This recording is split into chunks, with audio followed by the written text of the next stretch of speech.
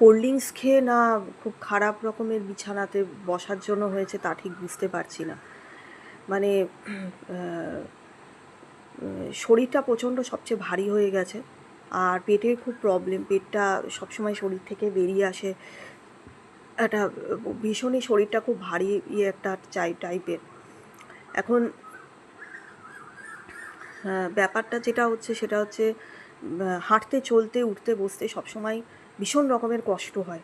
যেমন কাঁধে ব্যথা হয়, কাঁধে যন্ত্রণা হয়, সারা শরীরে হাতে ব্যথা, হাতে একদম জোর নেই, দুটো হাতে একদম জোর নেই, হাতগুলো একদম কি বলবো, মানে হাতের মধ্যে কোনো শক্তি বা জোর কিচ্ছু নেই, না হাড়ের শক্তি আছে না।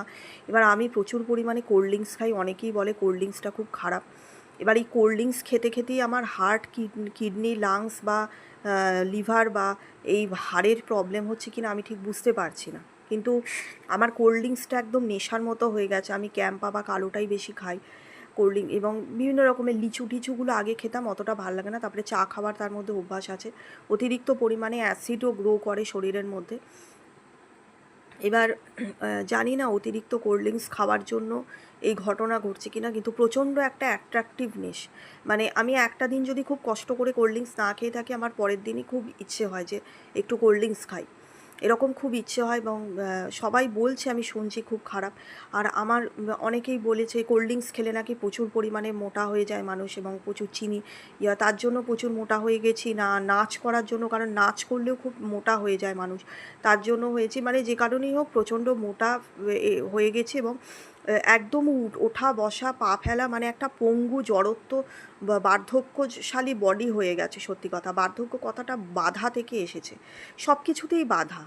মানে যেটা নিজে করতে চাই, মানে সত্যি কথা বলতে মা বাবার বয়স হয়েছে বলে লোকের কাছে বলে, মা বাবাই এখনও চালাচ্ছে, কোনো বয়স হয়েছে ওরম দেখায়, অথচ আমার প্রতি তাদের কোনো রকমের দয়া মায়া, কোনো ধরনের মানে দায়িত্ববোধ কিছু নেই। আমি যে তাদের সন্তান সেই জ্ঞানটা নেই। তারা কোনো প্রয়োজনে আমাকে অর্থ পয়সা সাহায্য করে না, উল্টে বাবা খালি আমার থেকে ফোন নেয়, আমার ফোনটা পুরো ডিস্ট্রয় করে দিয়েছে বলতে গেলে।